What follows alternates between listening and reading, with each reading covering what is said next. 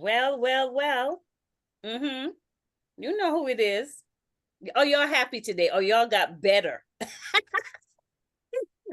Before they used to wonder what's happening. What is that train coming down the train track? But no, it's good when you hear us coming back on. It means we have more to say, something different to say. And it also means we've got people ready to say it. So we appreciate you, future risers. Those of you guys who are rocking with us, we're over 1,600 subscribers. We've gotten to that goal faster than we anticipated, but we are feeling fortunate and blessed. But the work is not finished. Oh no, we haven't arrived yet. We have not arrived yet. I know you heard the number, but we haven't arrived yet. So now, because we are big thinkers, we have a number called 5,000 that's out there in the ethos. Oh, yes, we do. Yes, we do. And we're saying by the end of summer. Oh, yeah, we are. I know it's a big thing. I got you. I hear you. But all we have to do is one step at a time. We're hopeful that we will get there. We're going to do the work to get there. We're not just surviving on hope, but hope is a big thing for us. And we're hoping that you will find the conversation good enough. Oh, we ain't touched great yet. We just gonna start as good, because we said slow and steady, but we gonna get to great. Don't even take your eyes off of us. Okay, but right now, that just sounds, we just going one step at a time. That's it. Slow and steady. 5,000. 5,000 is what we're throwing out there. It's what we're aiming for by the end of summer. And that means we're going to have different topics coming your way. And we're hoping that at some point you'll start to interact with us. This ain't no one-way conversation, people. This ain't no one-way street. This is not a one-way personal development. Everyone you see on your screen, should you be watching on YouTube, are all developing. And it takes all of us to connect for that development to be stronger. So I just wanted to open our conversation that way to say that now that we've surpassed what we thought, or where we thought we would be right now, we are deciding to dream bigger, but still doing slow and steady work, because that's what we said. All right, Miss Sounds, what we doing today, who we have, where we going, you do what you do. Hey, y'all, you know, it's Miss Sounds here. I'm just ready to dive into this conversations with these beautiful Black women here, my partner in crime, Azali, and the beautiful Miss Pat White. She is not a guest anymore. She can take a Coke out the fridge, okay? Family. She don't got to ask for permission. She can go in there herself, okay? Family. Only for family. Only for family. We got her a personalized ottoman, everything. But we have her. She came round to the neighborhood again to pay us a visit, drop some more gems and all the things. We had a great conversation about suicide last time. And we are here to glean more wisdom from this beautiful woman. So before we get into that, I am going to start us off with the word of the day, which is what we often do to get ourselves centered, get the conversation just flowing a little bit before we dive into the real meat of everything. So I'm going to read it and then we're just going to all reflect. Okay. So this quote is from Diana Ross, Diana Ross. Okay. Not Diana Robinson, Diana Ross. Yeah, the one and only.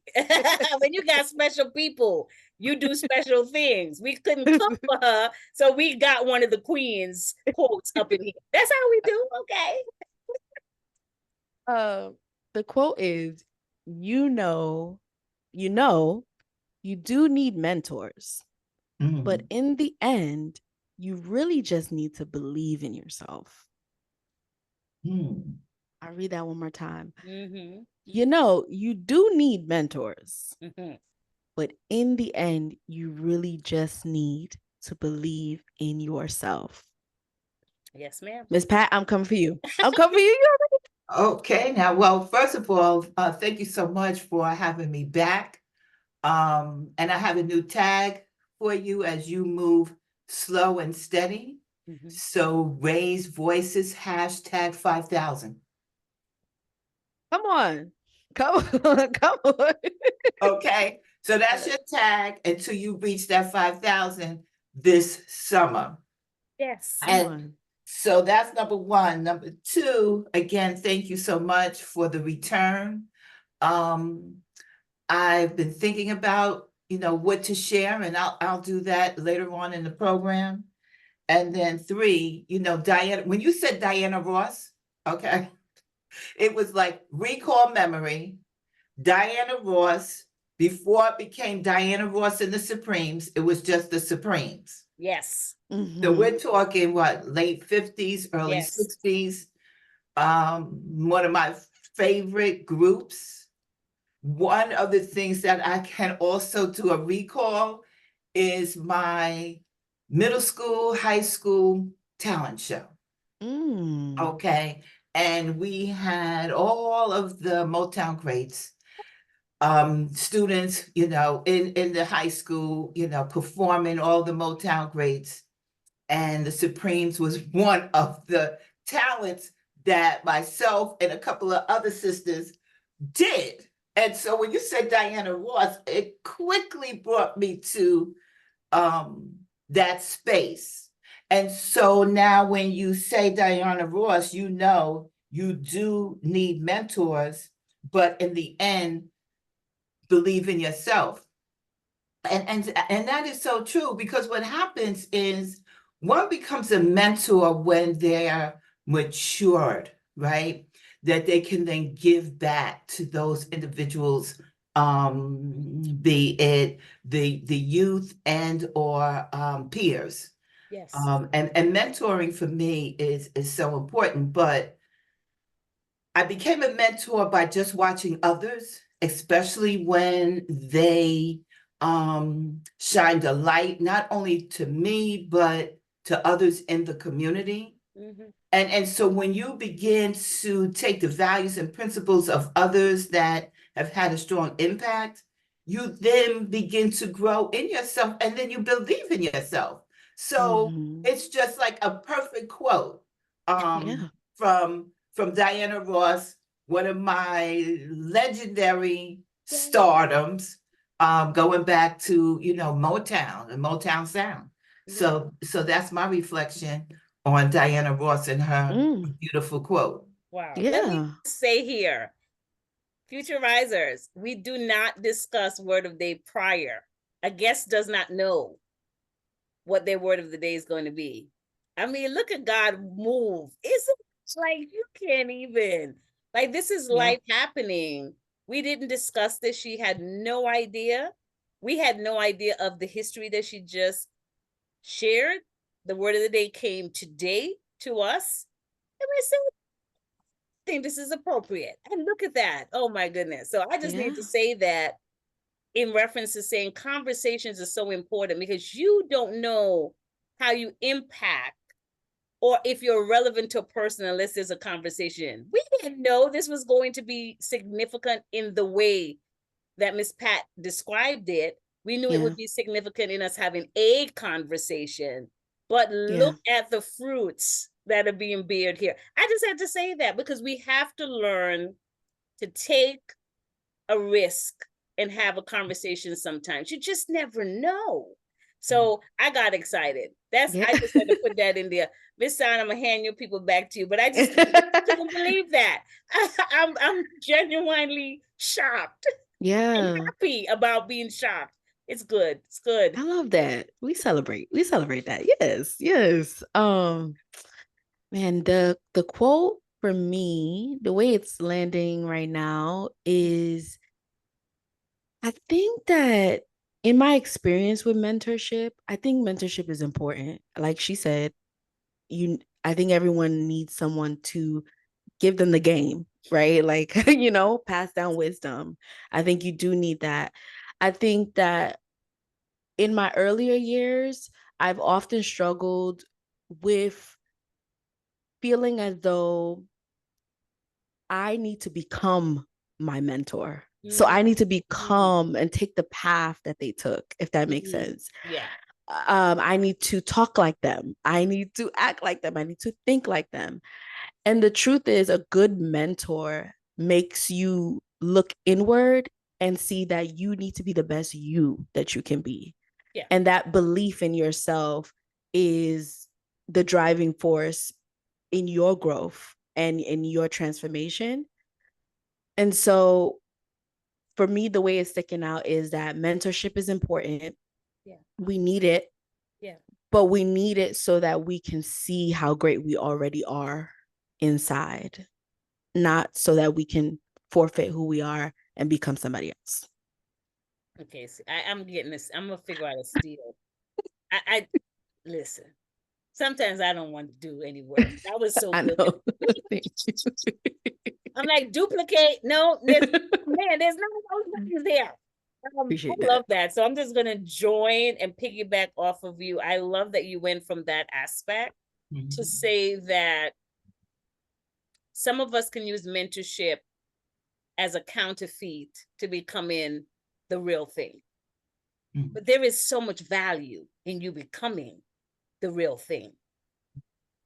Yeah. You counterfeit, you can get, but so far spending that, bruh, they're gonna catch up with you. Somebody gonna catch up with you, right? When you're not Yeah. comfortable talking about, yeah, okay, I got it made. Oh, they're coming for you. Oh yeah. You At might least as well knocking on your door.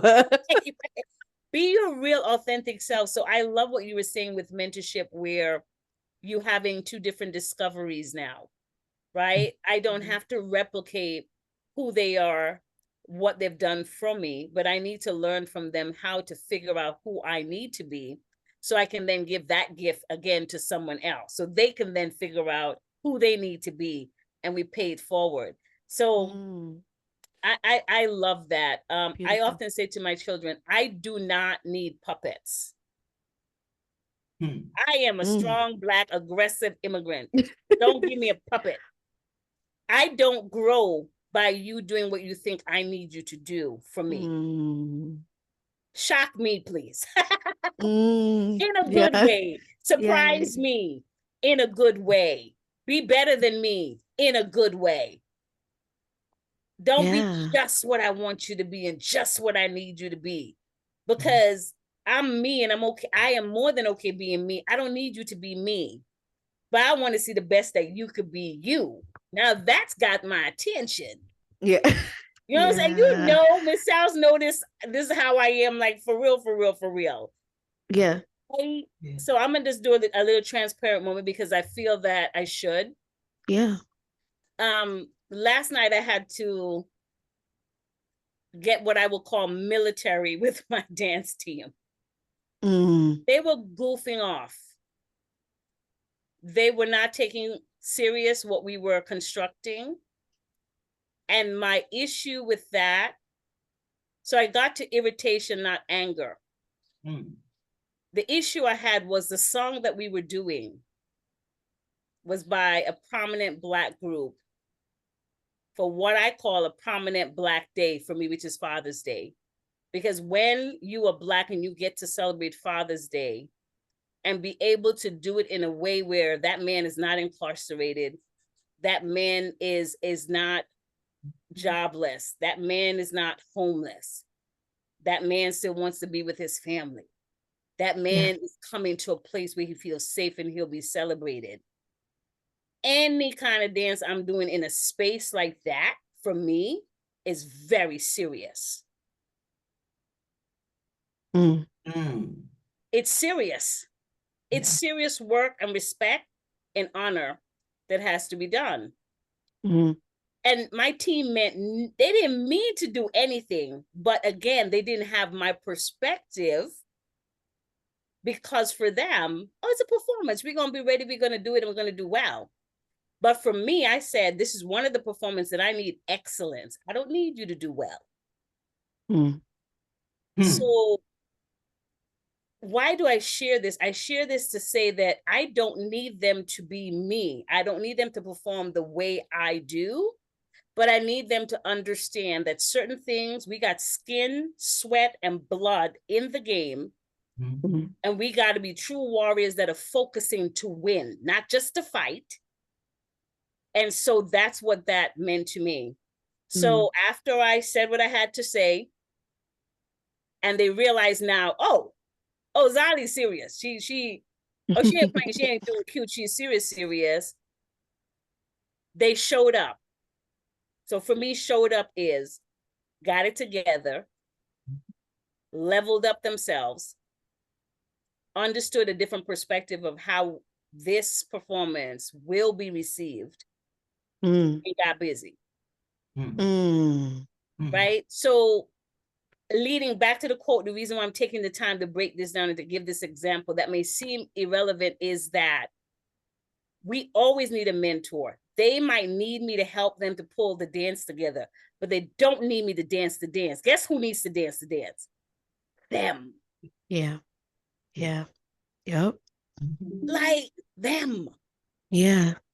Them. You might need me to remind you that you are excellent. But guess who got to be excellent, y'all? The people doing the work. So that's all. I'm done. Yeah, no, that's good. I felt like I had to bring it down to earth to touch a couple of people that might say, oh yeah, that's a cute quote, but I don't know how it fit in my life. So I gave you an example, real simple little example. It fit, baby boo. It does. Yeah, it does. It does. So I'm off my soapbox, but I had to get that out because it even taught me something. Now, I did apologize to them at the end, and they were like, oh, shut up, whatever, what you talking about? I was like, I'm not trying to be mean and tear y'all down and break your hopes, because I felt bad, but I had a job to do. Yeah. Shut up. Right? You shared that story, and it just reminded me of what a good mentor does, right?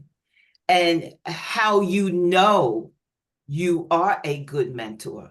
And I think I may have shared this at our last conversation, but someone said, and I want to say it may have been my husband, he said, you're a good mentor because those that you mentor, when they pass you in terms of achievements, in terms of the mutual goals that were set, once they pass you and move on, you know that you're a good mentor because what you're seeing is those pearls and wisdoms and the gems as they move on in your life. So for you and that performance, it's going to be, you're going to see the excellence, right, in their performance. And once that happens, all you have to do is sit back and smile and know, achieved, check. Yes. No, I appreciate that, because I want to celebrate people because I want to celebrate them. I don't want to celebrate them in comparison to where I am. Oh boy. Yeah. I'm going to start nothing with y'all today, but I may. I do not want to celebrate them just so that we can compare where I am and they are. Oh, no. We all got a road and a path. I want to celebrate you because I want to celebrate you. You go, let's do it. And so I appreciate you, Ms. Pat, for saying that, because that was the goal, that the dance is not for me, but it is supporting our men, and it is honoring them, and it's honoring them public. And so we're going to do this thing well. I love it. We're going to do it well. So that's that was the goal. So I appreciate you saying that. So we're going to have Miss Sounds kind of lead us down the road, but I know that you have something new to bring to our attention. And so we're going to let you tell us what is the new thing you want to share. And then Miss Sounds and I, we're going to have some questions, and we're going to have a bit of a banter, as they say in the British. We're going to have a banter back and forth. Yes, ma'am. So, Miss Pat, we appreciate you coming back again, and we know you have some things. We spoke last time about suicide as one of the very important spaces that you are a part of, that you champion in terms of prevention, and just giving information. Is there anything as of recent, maybe even in that sphere or in your personal life as this woman who's making impact in society, that you want to share with us? Any new revelations? Wow. Well, let me just say this. When you guys asked me to come back and then I got the email, I said, now, why would they want me to come back? Then I said, let me go back to the emails that I had sent you and the attachments that went along with the email. And I noticed that I had sent you my bio. Now, I don't generally do that unless someone asks me. But for some reason, I wanted to do that because then it gives you guys an opportunity to look at the depth and breadth of what I bring, right, to the community. Just not suicide prevention, which is my champion, which I am the main ambassador for, because I truly am. But then I continued to look at the other things that I had shared with you.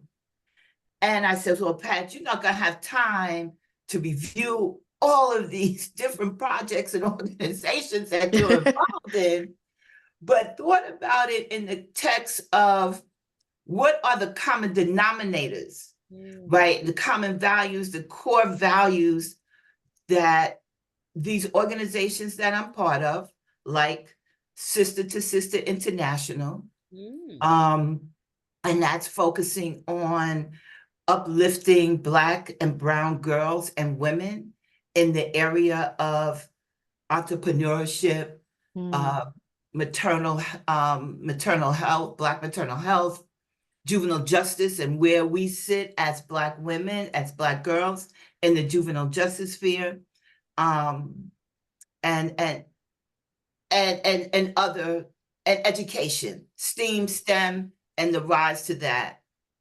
To most recently joining a new board. Now I said to myself, now Pat, you don't need to join one more board, one more advisory. But for some reason, this one really stuck home to me, and that's called the New Area Creative Space. And it's a youth development program that focuses in on social justice, the arts and the creative arts.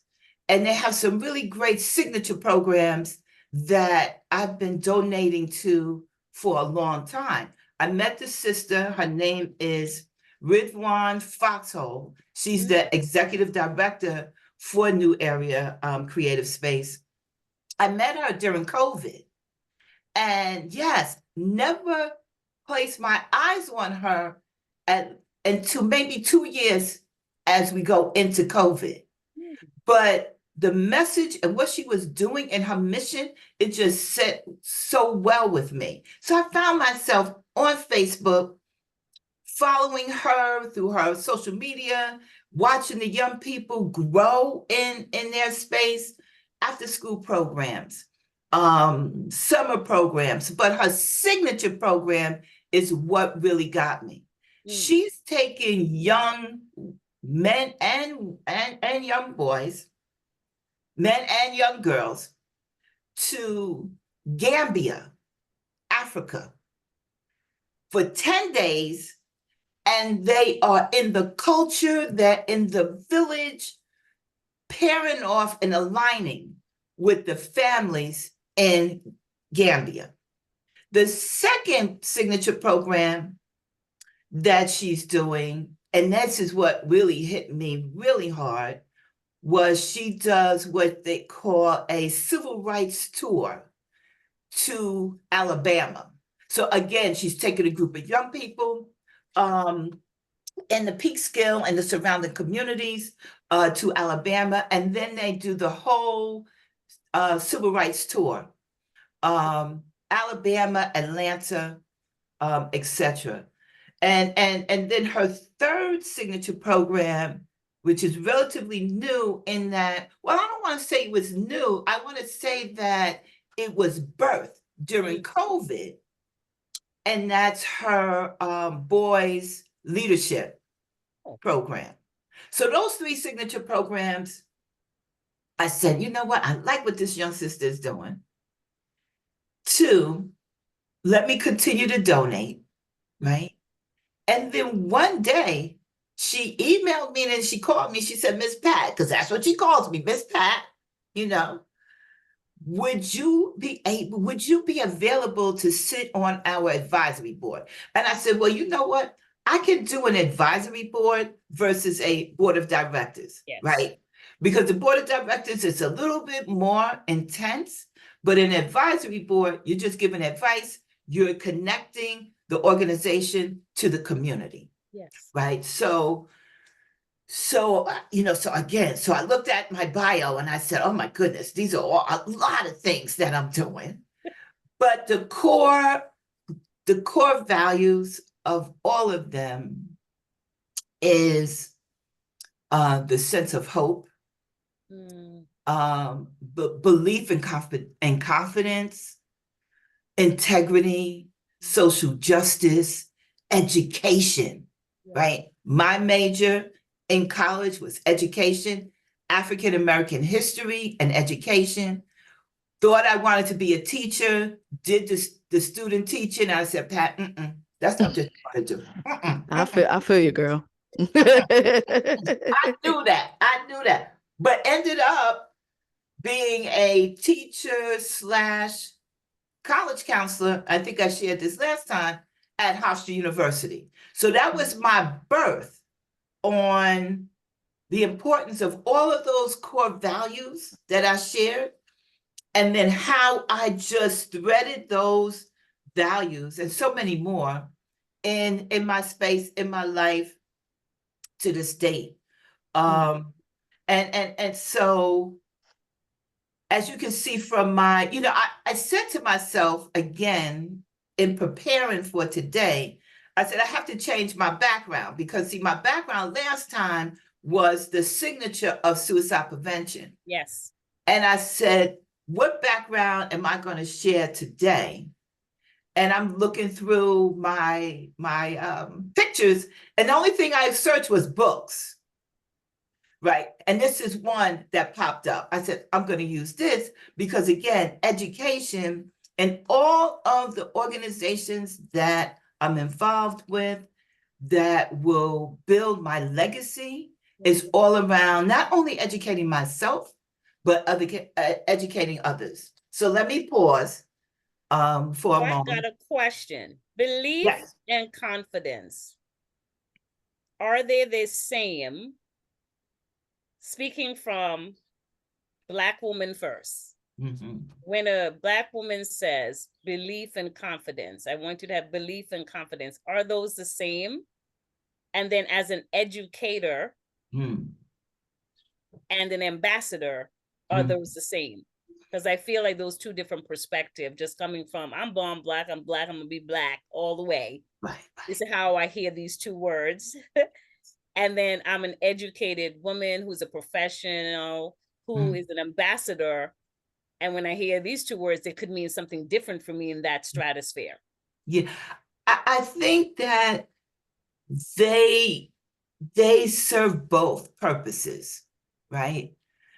One can believe in themselves, believe in others, which then will garner their own confidence and the other's confidence. The ambassador versus the educator is that we educate ourselves, and we've been doing that since birth, through college, graduate school, PhD, whichever you fall under. But the ambassador is a little different in that there's a mission. There's something that you want to deliver.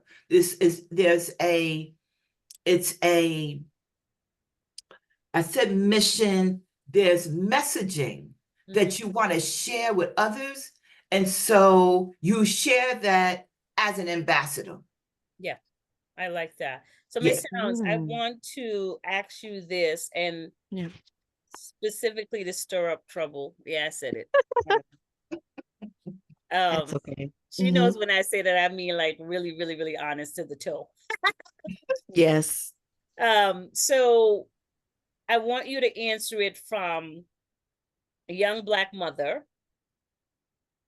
as you develop this skill within your daughter and yourself of these two words of belief and confidence. Are they the same in your mom, young Black mom life? And then on the other side of that, young Black professional.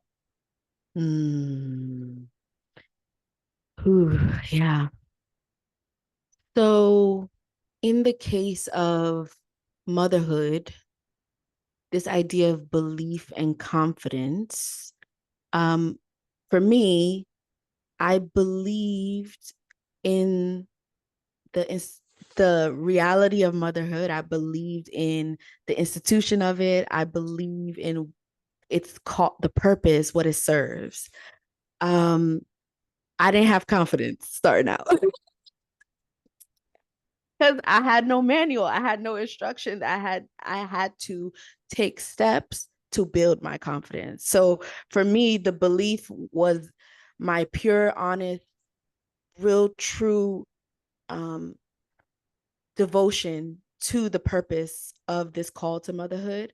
The confidence came when I made the steps forward and did things and messed up and then regrouped. And so for me as a mom who is daily learning the transition from newborn to now toddler stage, um, I have to constantly be reinventing myself and reinventing my processes to fit how she's growing and developing as well. So my confidence comes from my ability, I feel like, to pivot and to find ways to address changes that are happening every day. I need to be able to ride the wave of life. And that's where my confidence comes from, by just getting messy into life. Is it the same in the professional walk? I'm gonna call it a walk because it's it's not a done deal. It's a journey. Let me be honest with you. In the professional world, it is now what I'm seeking to journey into, this idea of building true confidence. I'm learning that, because when my introduction into the professional world was, you need to be polished and you can't show that you have anything that you're struggling to figure out or to understand. This is my first day on the job. How am I supposed to know how to do this? And I'm pretending like I know. And I'm not asking for help. I'm just over here pretending, being a fake, professional. And I feel like for now, right now, it's the first time in my life where I am saying, man, if I have a question, I'm gonna ask the question. I don't know the answer to it. That is what builds my confidence in the professional world. My ability to be vulnerable and ask for help, and be forthcoming with some of my limitations, and also to be okay with the reality that this is me in this moment. This is who I am in its rawest form. You can take it or you can leave it, kind of thing. My confidence is in my vulnerability, to be transparent, to be open. And my confidence also is in this, as a woman of faith, it's in God to provide for me. It is not in this job to provide for me, right? It does what it does because he told me to come here and be here. But if they don't want that, he will provide in other ways for me, that kind of thing. And so that's where my confidence in that area comes from. It comes from knowing that I'm secure by God. Yeah. I like that. And the reason why I bring this up so that you guys know is that I wanted to connect the dots to say, when we talk about the young lady that Miss Pat you mentioned, and her taking youth and minority groups out of their set environment or their cultivated environment and transfer them to different environments that they now have to learn to adapt for a set amount of time.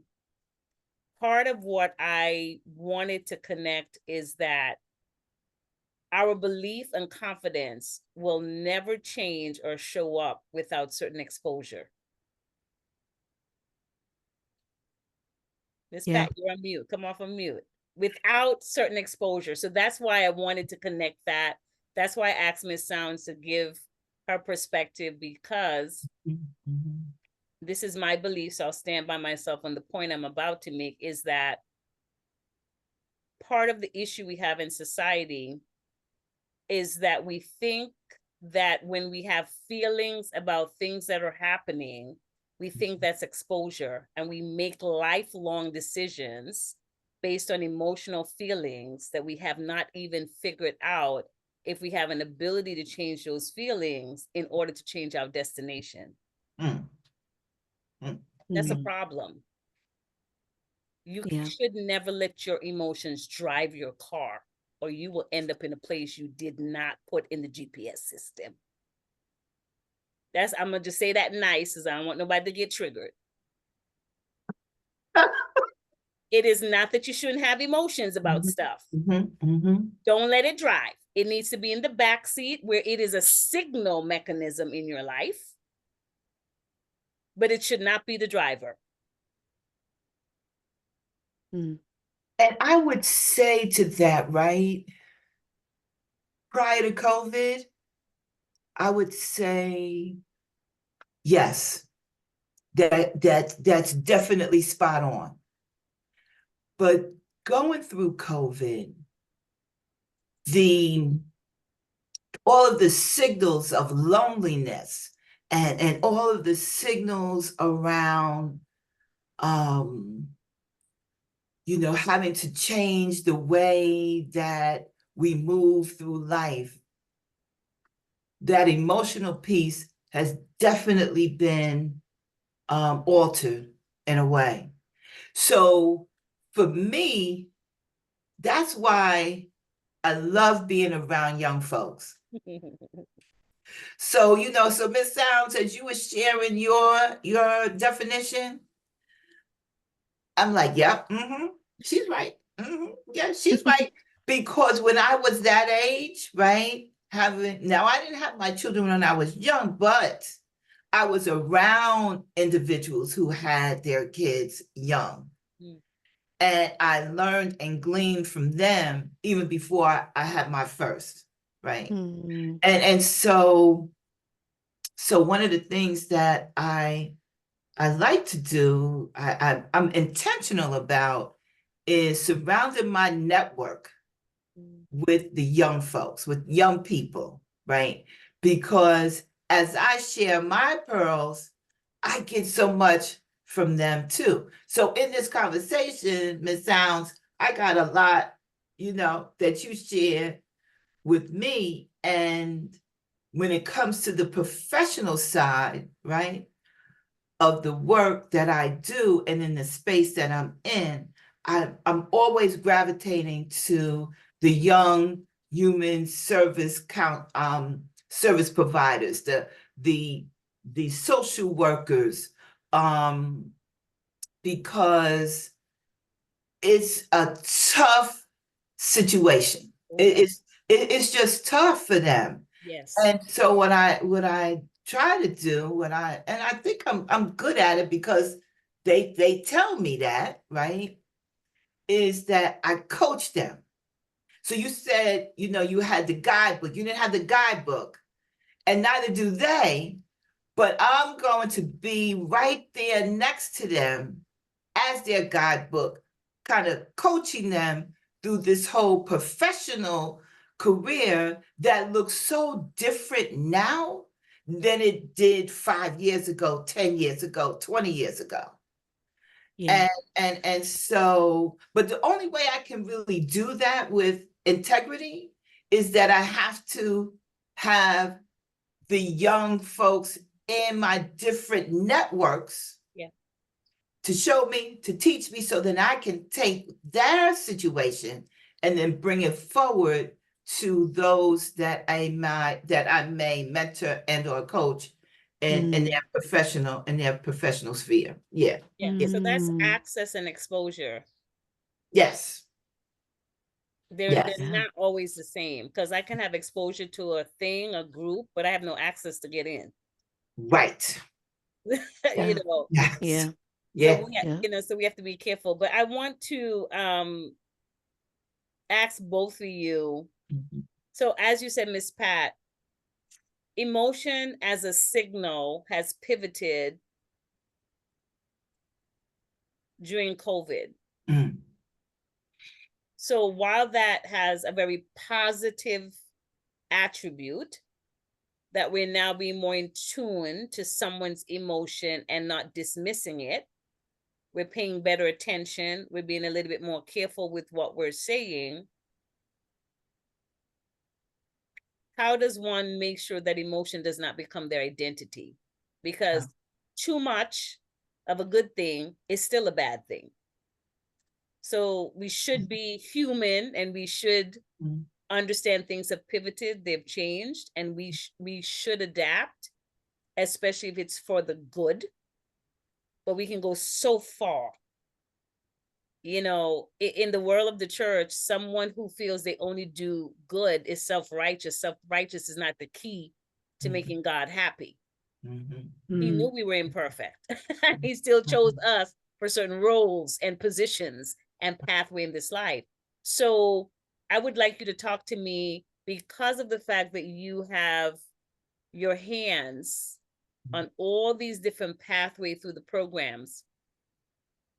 How do you ensure that the parts you're involved in, the guiding, the navigation you're involved in, that too much of a good thing does not go over to the bad side, where we're allowing someone to always be emotional and only show that, but we are not training them even mentally to know when emotion has to be parked, and now you have to go over to the other side of your decision making and continue the journey?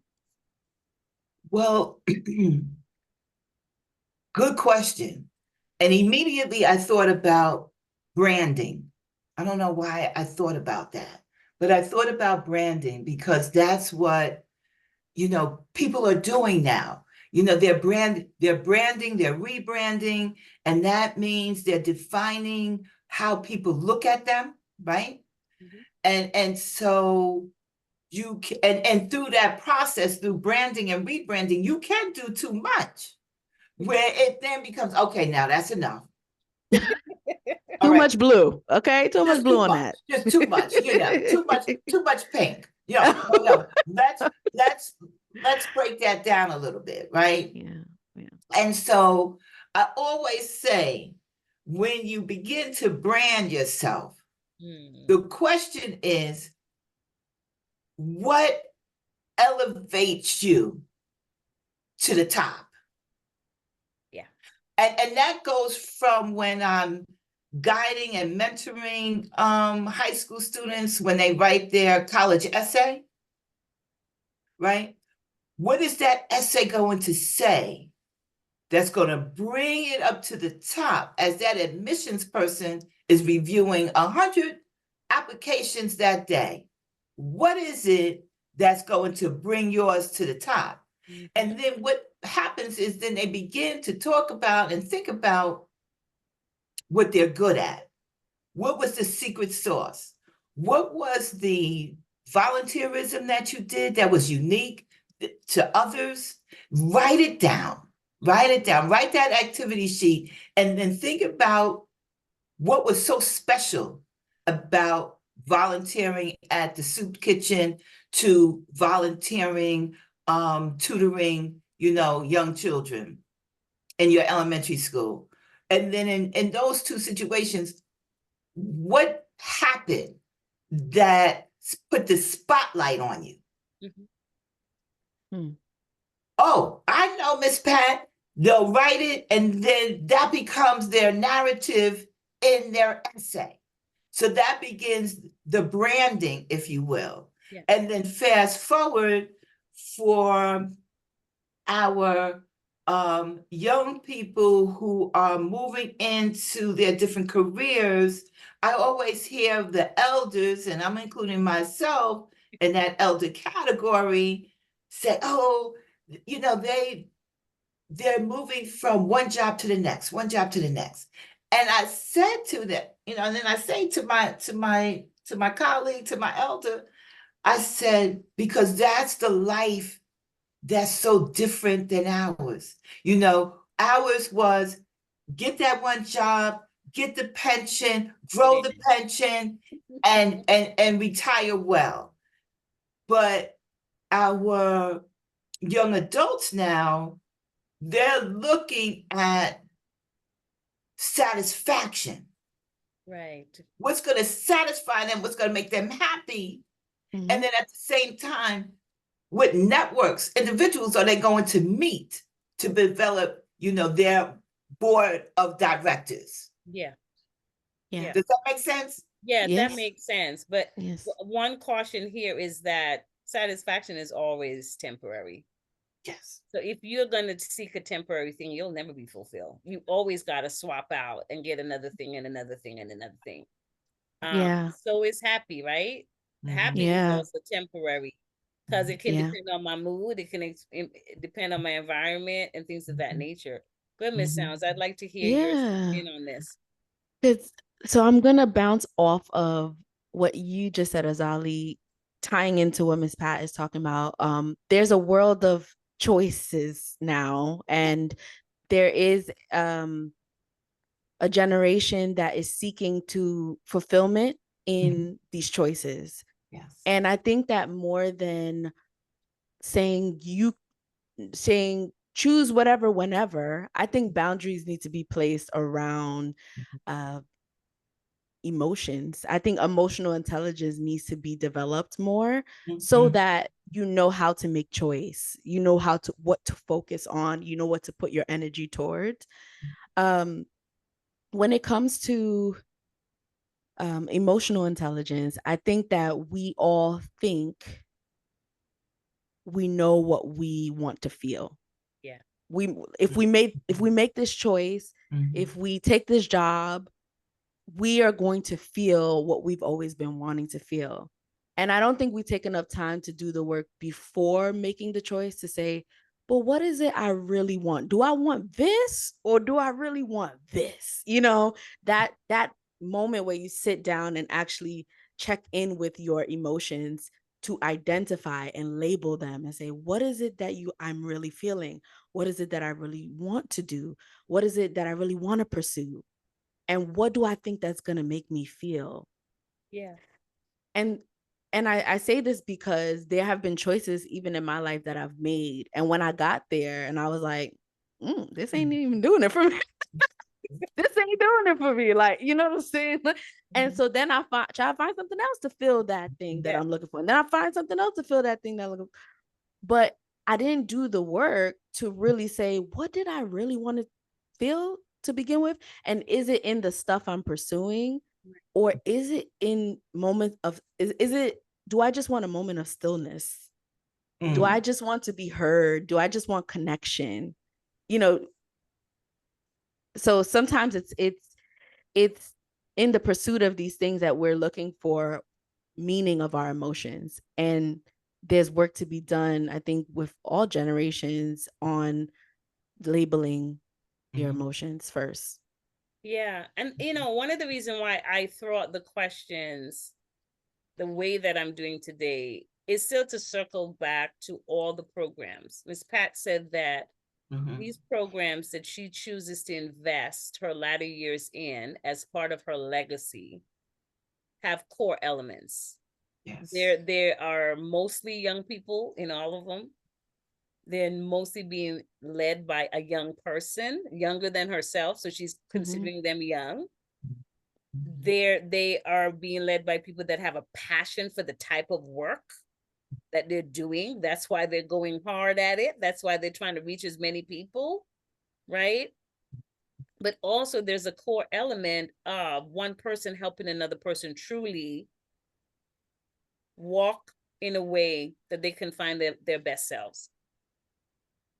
She said they're core elements, right? So in those core elements, these are some of the questions And like Ms. Sound says, the barriers that we have to also teach, Mhm. because you as a people, or we as a people, can always point the finger to be prisoners of a system, of another set of people, of an environment. But sometimes we make ourselves prisoners and we're still pointing outside. That's what my concern is about free emotion driving. It got to be in the car with you, because you're made up of a lot of different emotions, and you should examine them and you should know their place. Yeah. So that's my concern, is that you don't leave it behind. It's not at your house as you're going down the street. No. No. That's a problem, right? Yeah. That's not it.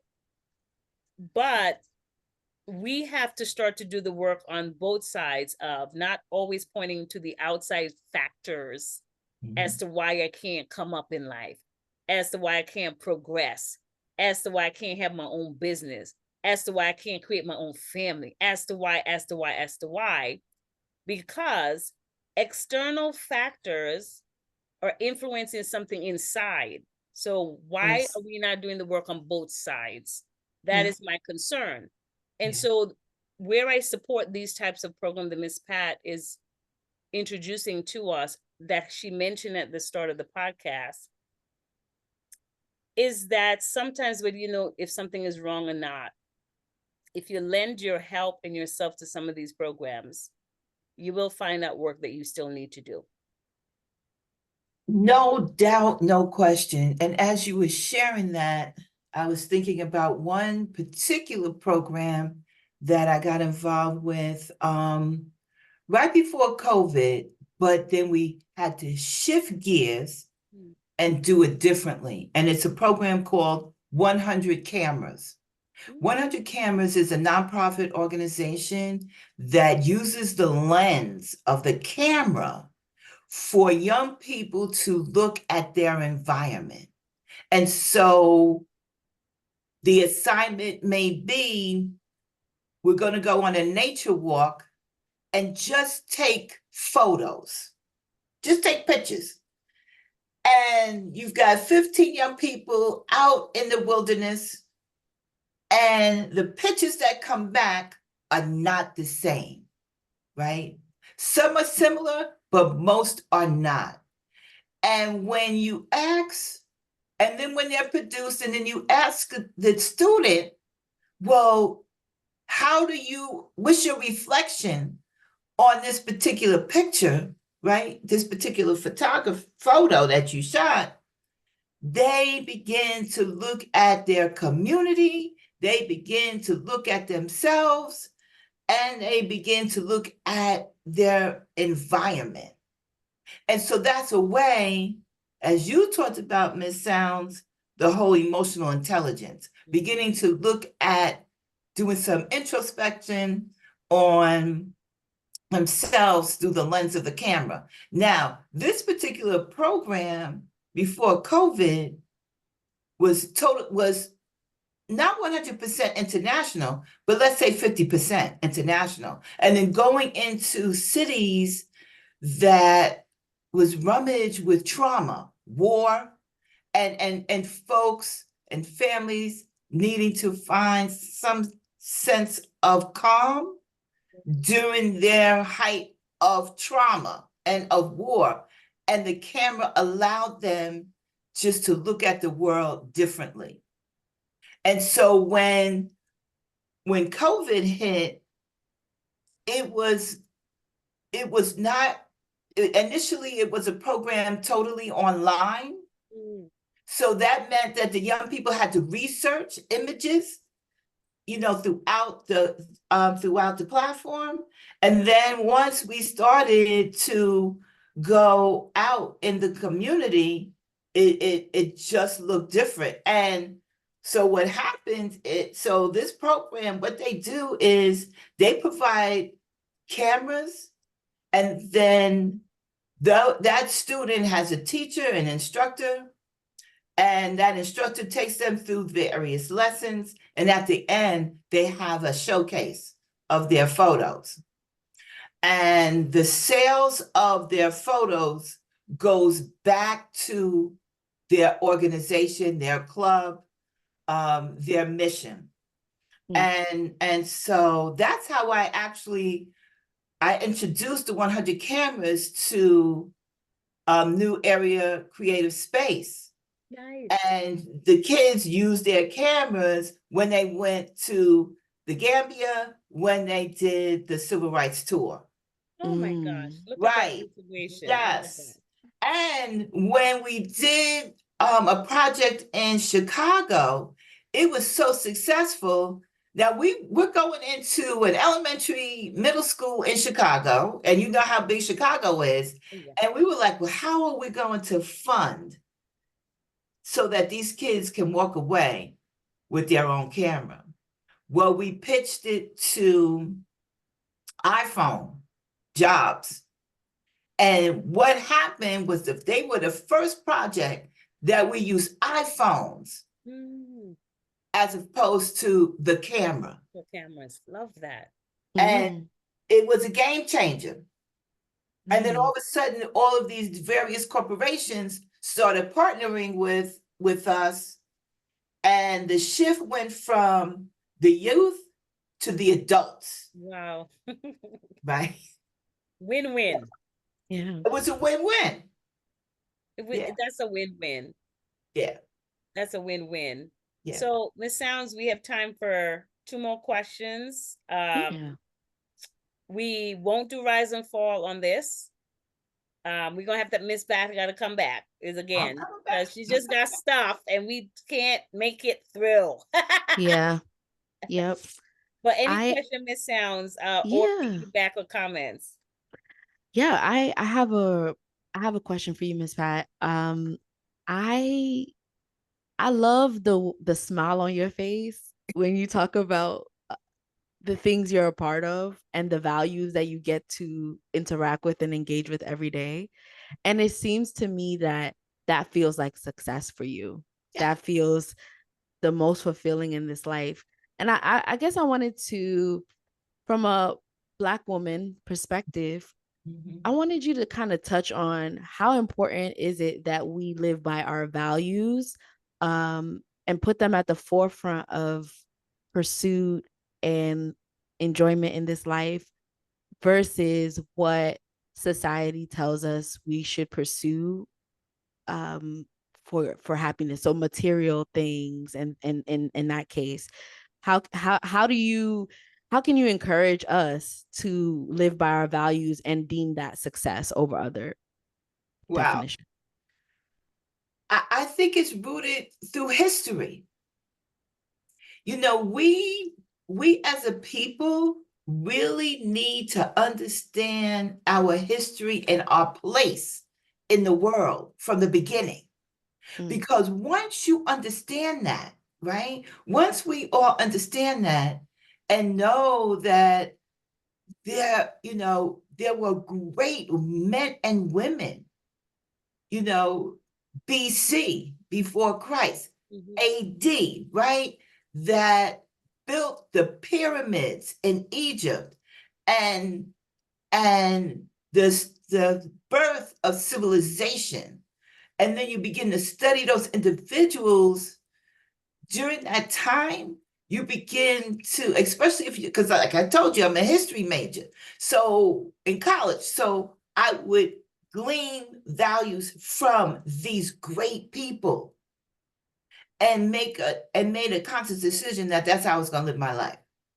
And then at the same time, being politically and socially conscious about what is the noise out there, the negative, toxic noise, and how can I make sure that doesn't seep into my soul. And, God had a lot to, God kept me centered. And my biblical circle, if you will. My husband and I, we dated going to lectures in Harlem. Now, who does that? Who does I love it. Strong foundation. And that helped us with our foundation, how we raised our children. And so every time I'll do a talk, and then I'll end with, the takeaways. What are your takeaways? The rise and fall, right? Yes. Yes. And then I'll recommend a book that one should read. And then I'll circle back and say, okay, did you read that book? Did you attempt it? Whatever it is. Oh, let's do a book study. Let's do a book discussion. Let's do a book chat and a book talk. And so that's how I develop these values that I have. And once you have them, it's like they can't take it away from you. Right? Yeah. Society can't take it. That's why education is so important. Yes. That's why education is like the center of these conversations now. Yes. Yes. Wanting to take away parts of our history. Yes. That's the conversation. Banning of books. We read books to educate ourselves and others. So how can you ban them? So what do? Are you getting ready to develop a world of non-readers? Right. Which is a problem. Yes. It's a problem. Yeah, It's a stripping of identity. Yes. So I it's can't read. Exactly. Right. So, so getting back to the core, it's really believing in those values that you've learned through the years, holding on to those values, looking how these values are now being incorporated in the things that you're doing. Hold on to that. And then as you build, making sure that those values are also part of that growth and development and everything that we do as an individual.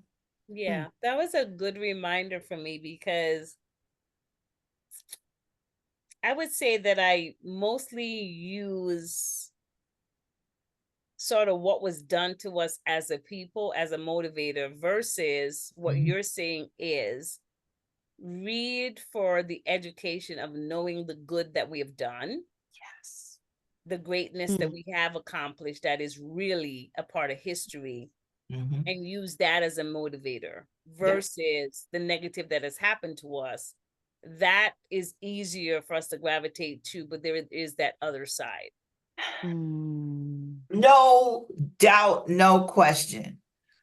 One of the projects that I sat there with my husband. He was on the board at the historic Hudson Valley Phillipsburg Manor, located in Sleepy Hollow, Terrytown. And I'm the history major, not him, but he's on that board. And I'm watching how these folks are building people before property, watching how they're taking this space called Phillipsburg, which Phillipsburg Manor, Phillipsburg Estate, watching how they were the slave masters. But the narratives was not so much about the Phillips themselves. Yes, of course, it was their property, but it was the enslaved Africans that lived on that property, which then provided the wealth for that Phillipsburg family. And so I'm watching how this organization is taking this property and really building a museum all around the families that enslaved Africans, and watching them build this property around their life. Now, we tend not to get in those spaces. Right? We don't. And so from that came all of these important Black scholars that was coming to Phillipsburg Manor to tell their board, the advisory board, how you incorporate African history into people, not property. And voila, I met some fabulous, fabulous scholars just through that process. Wow. Wow. Go ahead, Miss Sounds. You had something you wanted to incorporate. Yeah, no, it was coming off of what you were saying, Azali, about kind of indulging in some of these necessities like education and reading out of, I am upset that this has happened to us. You know what I'm saying?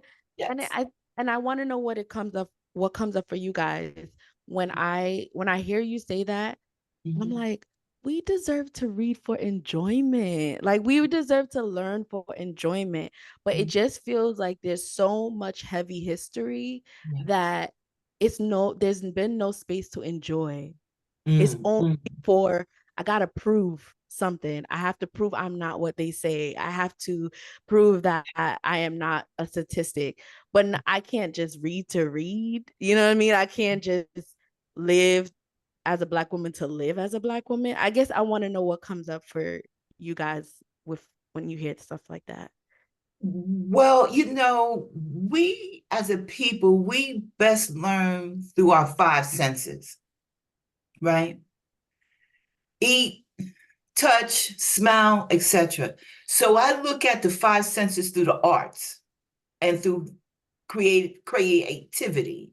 And now with the whole multimedia space that we're now in, we can really now learn a lot of this history through multimedia space. And so because we can do that, we can now go, like last week past, it was BAM, Brooklyn Academy of Music. They had all the vendors outside, and just walking the streets, right, of Brooklyn down at BAM, and just watching our people, at the vendors, smelling the scent, watching the dancers come out of the Performing Arts Center. Right there, you got the five senses, and you're walking away resilient to what our people have done, and you didn't even touch a book. Yeah. I would say, Ms. Sounds, your question has depth, a lot of depth, so it can be taken from different avenues. I'll say for me, like you talked about choice in the beginning, and coming into this country as an immigrant, coming in as a Black woman, coming in without having the exposure to love as a child, feeling like I'm already coming in behind in some ways, not ever wanting to go back to the experience I came from, not the culture, the experience I came from. That was a choice I made to use the negative as a motivator. Now I'm feeling, especially having conversations like this with you and Miss Pat, that is something I have to reinvest, and pivot to the other side of now reading not to prove that somebody can't put me back in chains. Right. Like for real. No, it's true. Also, that I should not enslave me, because sometimes it's not always, your fear could be about the other person, but sometimes you don't check that you are the other person. So now I'm really more open to, like you were saying, reading, investing, digesting for not purpose of only survival, but purpose of thriving. And so that was also a big motivator as to why this personal development, I wanted to do it differently and have conversation differently, is for that reason, is that I feel like I'm finally in a pivot to be able to give myself permission that, you can read for enjoyment. It's okay. Nobody's going to come snatch the book from you. Nobody's going to put you on a time limit. You have a lot more power now than you had before. And so walk in that more upright. So that would be my response from me, my personal journey, my personal life. But I can't say that there's not an automatic button. There's sometimes, let me go back to that survival protective mode. And so, no, I'm going to read to advance. I'm not reading for enjoyment. Yeah. It's Yeah. there. And I say it because I'm like, and not because I know that stop button exists in us, and I feel like it's unfair. That is why I'm bringing that, to the surface. Is that not, why can't you read for enjoyment, but can we just breathe and just do what makes us, what nourishes us? Do we always have to carry the weight of everyone else, on top of, our pursuits to do things? I would say yes and no. We're always going to have to carry it. Yeah. Yeah. Yeah. We just now get a choice as to when we take a break. But I would venture to say we're always going to have to carry it. Look at the conversations we have to have as Black mothers to our sons in particular. Yeah. Yeah. That's never going to be something that we don't have to do. Right. Now we just get to choose how much and when. Right. Yeah. Yeah. But to say we're not going to have the responsibility to have that conversation, that's daydreaming. It's not reality. Even for a woman of faith, you have to have that conversation, because through having that conversation, you also hope that you instill enough awareness that even your sons and your daughters will know, well, they got to be a God, because this life is unfair. Not can be, it is. Yeah. Yeah. And So part of me is grieving out loud. That's what it is. Like it's this I grieving love out that you're loud. stirring up this water, because it has to be said. And it's none of us saying that we are staying in a victim mentality, but we're saying what we have been exposed to is reality that has happened, and no one can undo and say it didn't happen. And so it does create something within you that says, I got to still be aware for some type of action. Now, I don't got to jump out of my skin every 2 minutes and look behind my shoulder every 3. Yeah. But every week I might still have to check what's Yes. Yeah. Sorry for the bad news, folks.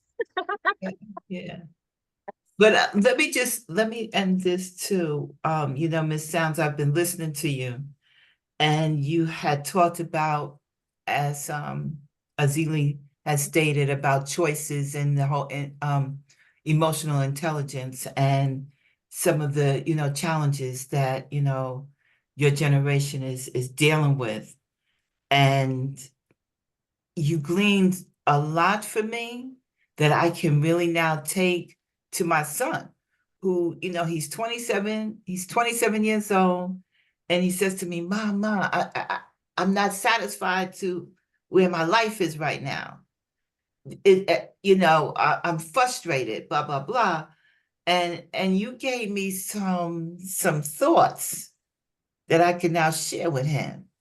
And that was the importance of the whole emotional intelligence. Yes. How do you get your emotions intact so that you can move from one space to the next? That's my takeaway from this conversation with you today. Yeah. Wow. It's huge. It's huge. And that's something that Ms. Sounds and I, we've been talking a lot about it behind the scenes, just in us gauging us. Is that it's just making sure we're incorporating that. And I love the way that she pulled into this conversation. I even forgot we talked about that. We do try to talk about a lot of things, and we have a lot of homework that we do. But that's a big takeaway, because I would say that term is mostly used in corporate, business, professional, high society, I'm going to say that, spaces. But it is so valuable down here. Yes. Oh my gosh. Yeah. Wherever your down here is, and down here, wherever you under the sea, just say it, wherever Yeah. you are, okay. It is valuable wherever you are, and it is it's something that we're hoping to just dive into more and have more conversation about it, because I never want the audience to hear us saying that emotions are not important. They're always going to be important. Most of who you are, regardless of where you're coming from, are emotions. But you need to know, as Miss Pat mentioned, how to use them so they benefit and serve you well. Yes. Yeah. Because if they serve you well, you can serve others well. Mm-hmm. But when they overrun you, oh my goodness, we cannot expect you. If you're overrun by a thing you should be controlling well, we can't expect you to do better for us too. In friendships, in association, or situationships. Because I hear y'all with these whole situationships. Okay? Oh Lord, she about to go off. I am.